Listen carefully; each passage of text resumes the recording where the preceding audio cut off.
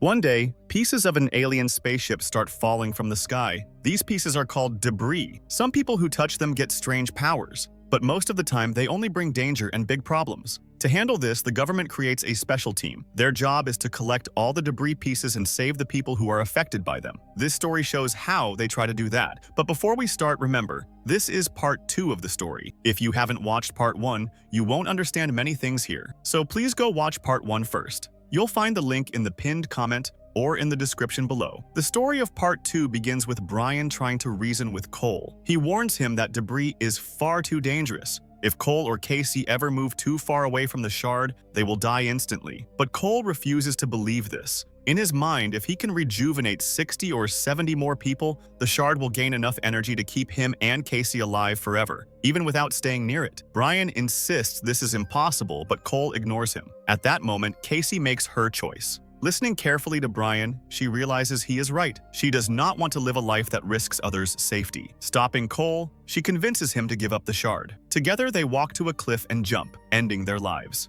The next day, Bryan and Finola recover the shard from the forest and use it to restore Subhash and Capsy back to their true forms. The case is solved for now, but the agents realize something even darker. Both Maddox and Priya are deceiving them. Maddox has been secretly selling shards to Russian gangs, while Priya is hiding truths of her own. They cannot act yet, but they know the time will come to confront both of them. The story then shifts to a man named Sam, sitting nervously at a bus stand. Suddenly, everyone around him freezes. As if under some invisible control, a woman walks straight to him, takes his bag, and leaves without saying a word. Sam tries to stop her, but she ignores him completely. Overcome with shock and despair, Sam pulls out a gun and shoots himself. Elsewhere, Bryan meets Maddox and shares troubling news. Finola has discovered that George Jones is alive. Maddox, however, shows no surprise, almost as if he already knew. This only deepens Bryan's suspicions. Investigating Sam's case, the agents trace his final steps. They learn he had somehow obtained a shard of debris and was planning to sell it. But before he could,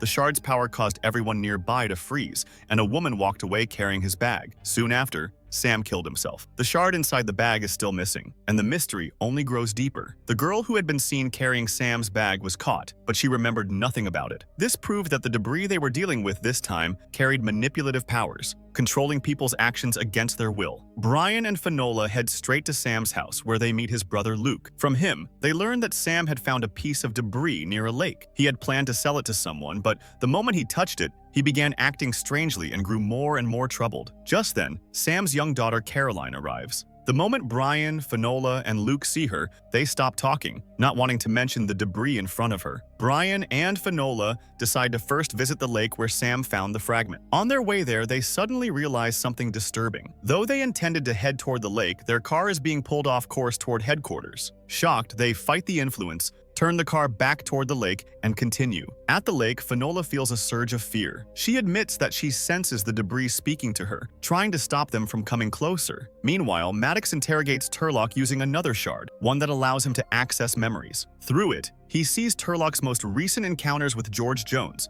and now he knows exactly where Influx has been hiding him. Back at Sam's home, Bryan and Finola realize something strange. Sam's ex-wife had custody of Caroline after their divorce, so why was the girl living with her father? When they question her mother, she cannot give any answer, proof that she too had been manipulated by the debris, deliberately sending Caroline into Sam's house. The scene shifts to Caroline at the lake. Using powers she secretly possesses, she summons all of the shard's fragments to herself, revealing that she had been channeling its energy all along. She takes the pieces back to her garage, but her true motives remain hidden. Even why she allowed her own father to die is unclear. Bryan and Finola return to Sam's house, questioning Luke again about the debris. As Bryan talks with him, Finola notices Caroline nearby and speaks to her in private. From Caroline's words, she realizes the shocking truth. It wasn't Caroline at all, but Luke who had been controlling the shard. He was the one who caused Sam's death. Bryan's suspicions are confirmed when he spots Sam's old bag in Luke's possession, the very same one that once carried the shard. When confronted,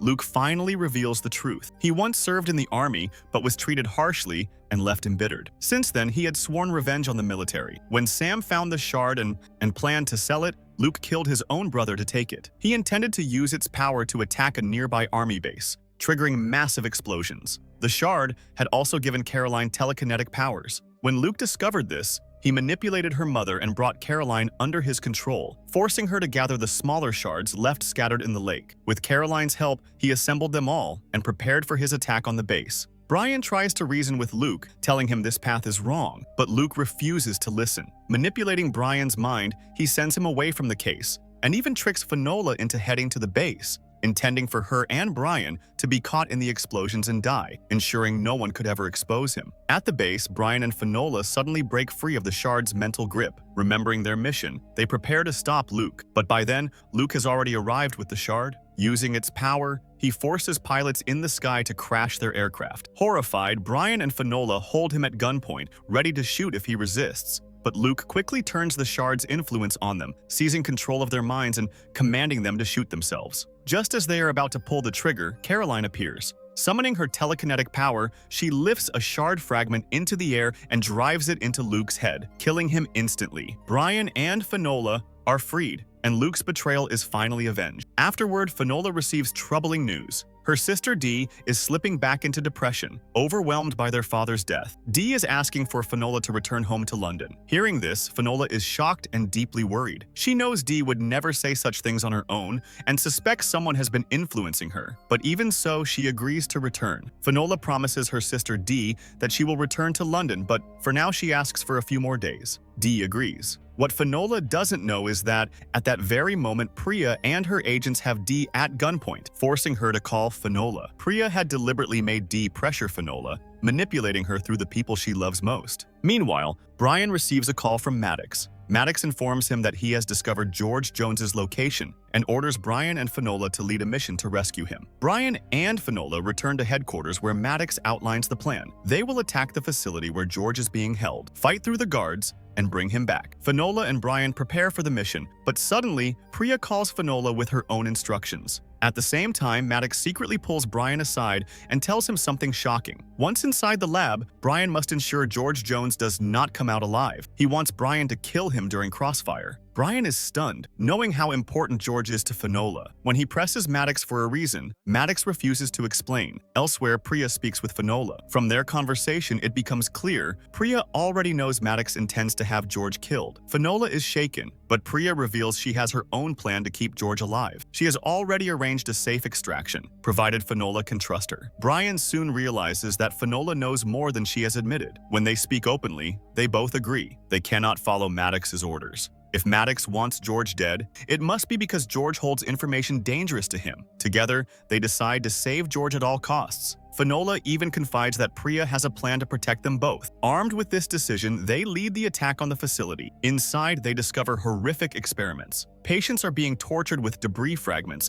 tested like lab rats. Turlock's men swarm the building, fighting the soldiers who came with Bryan and Finola. Amid the chaos, Finola enters a room and finally comes face to face with her father, George Jones. Overcome with emotion, they embrace before she rushes him to Bryan. Bryan orders his soldiers not to harm George, but one soldier raises his weapon to shoot him. Bryan kills the soldier instantly, protecting George. Turlock's men arrive in force, killing off the rest of the soldiers. Bryan and Finola, along with George, slip away toward the rendezvous point Priya had arranged. Before leaving, Bryan destroys all the CCTV footage to erase any trace of George's rescue. When Maddox calls, Bryan lies, saying George wasn't there and must have been moved elsewhere. With no soldiers left alive and no footage, Maddox has no choice but to accept Bryan's story. On the way to Priya's safe location, Finola receives another call from Dee. This time, Dee reassures her. She is fine now, and the words she spoke earlier were forced out of her by Priya. Relieved, but troubled, Finola decides to avoid Priya's meeting point and instead diverts to a hotel where they can hide safely. There, George reveals the horrifying truth. He had actually committed suicide, but Influx stole his body and used debris to bring him back. Ever since, they had tortured him and forced him to create a device capable of tracking every shard of debris on Earth. Terrified of what Influx would do if he resisted, George complied, knowing they could easily harm Finola or Dee to break him. The machine was almost complete when,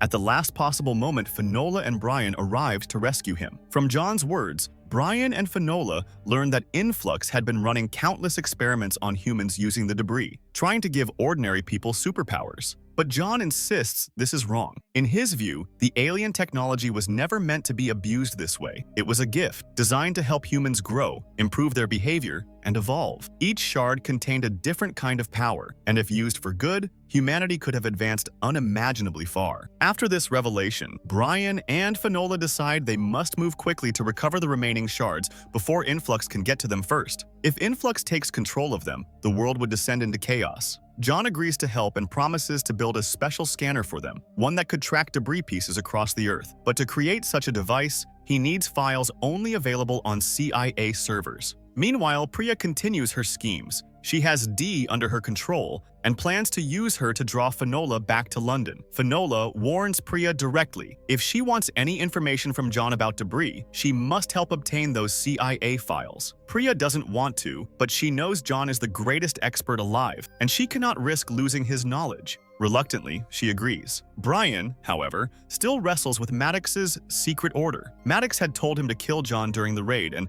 Bryan wants to know why. When he asks John, George admits that since being resurrected, there are gaps in his memory. He doesn't even know why the CIA wants him dead. Frustrated but exhausted, John goes to sleep, wrapping himself in aluminum foil to block any radio signals that could give away his location. The next morning, Bryan and Finola take John to a trusted friend with a private lab. There, John begins work on the scanner. Meanwhile, in another part of the world, a teenage boy named Shelby leaps into the ocean near his home. Beneath the waves, he finds a shard of debris and touches it. Instantly, he is hurled through time and space, reappearing back near his house. Racing inside, he looks for his sister, Kathleen, but instead finds a younger brother named Stephen. Horrified, Shelby realizes he has landed in the wrong timeline. Desperate to return to the real one and find his twin sister, he jumps into the ocean again, touching the shard to reset his path. Back at headquarters, Bryan and Finola are alerted to Shelby's case and rush to his home. When they arrive, they are stunned. Shelby already knows their names, and even knows that Finola's father is George Jones. Confused,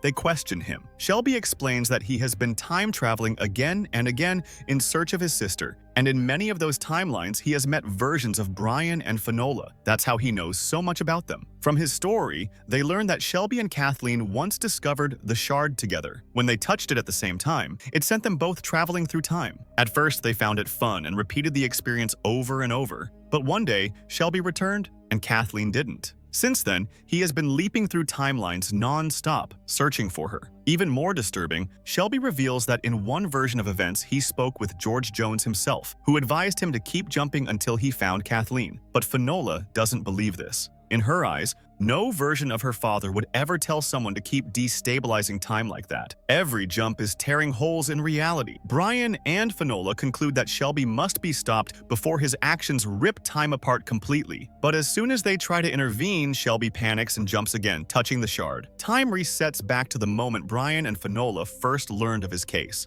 They repeat the sequence, meeting Shelby, hearing his story, watching him jump over and over. Each time, timelines fracture further. Sometimes Bryan's partner is not Finola, but someone else entirely. Shelby grows increasingly desperate, convinced only George can help him recover his sister. He leaps again and again, but each time reality twists. At last, Shelby reaches a timeline where Bryan and Finola are together again. But by now, the damage to time is severe. Cracks spread like fractures in glass, and through mirrors they glimpse into parallel timelines. In one of them, Kathleen is visible. Shelby explains everything once more, and Bryan and Finola realize the terrifying scale of what he has done. Meanwhile, in the main timeline, Maddox is seen with his wife, Julia. When Maddox follows his wife, Julia, he discovers she wants a divorce. The reason is heartbreaking. Julia blames herself for the accident that left their son mentally unstable. Every time she sees Maddox, she sees her guilt reflected in him, and she can no longer live with it. Maddox pleads with her to reconsider, but Julia refuses. She is determined to end the marriage no matter what. Meanwhile, Bryan and Finola keep pressing Shelby. After all his desperate attempts, Shelby finally confesses everything to John. From John's words,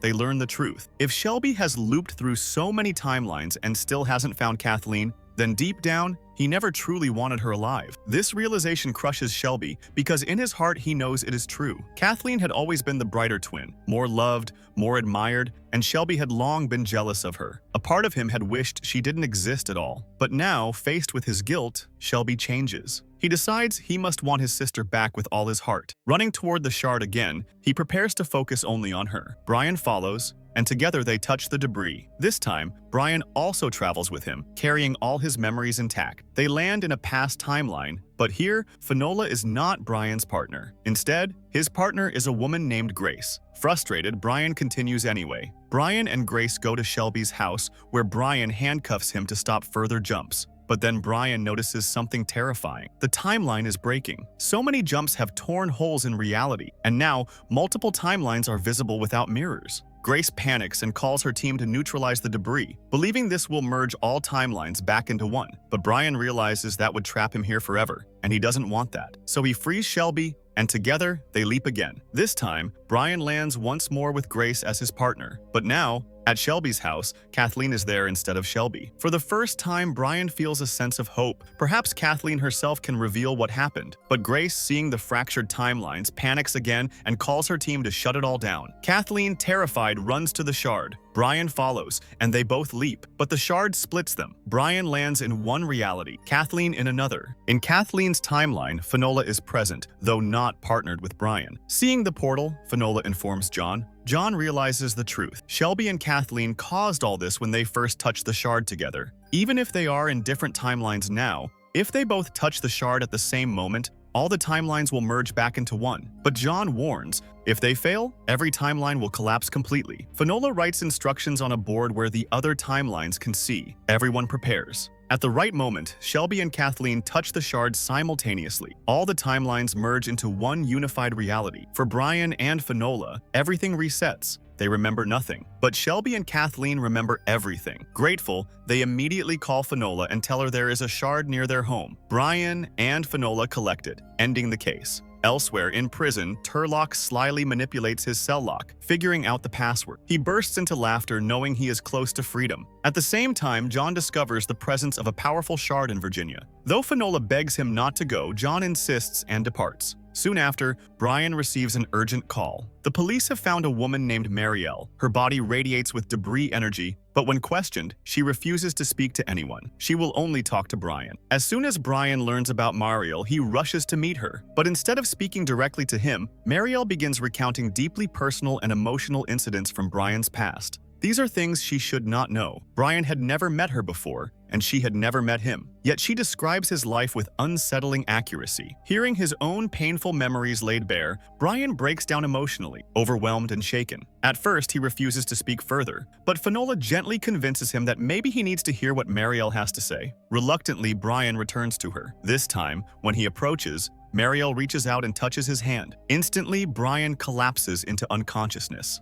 Doctors attempt to revive him with shock therapy, but nothing works. Inside Bryan's subconscious, we see the truth. He is back in Afghanistan, reliving the war. There, he encounters Asla, a young girl he had once known. Through their conversations, we learn that Bryan had helped Asla and her grandfather when terrorists threatened their village. Bryan's unit had been ordered to storm the area and wipe out the terrorists, but Asla warned him civilians might be disguised among them. Despite her warning, Bryan and his team attacked, killing terrorists and unknowingly slaughtering innocent villagers too. Among the bodies, Bryan discovered Asla herself. She had been captured by the terrorists, dressed among the civilians. Seeing her dead shattered him. Bryan realized her death was indirectly his fault. She had trusted him, even cared for him, and he had failed her. From that moment, guilt consumed him. He left the army and chose instead to work as a detective, believing it was the only way to live with himself. In his subconscious, Bryan sees Marielle again. He demands to know why she showed him these memories. She begins to answer, but before she can,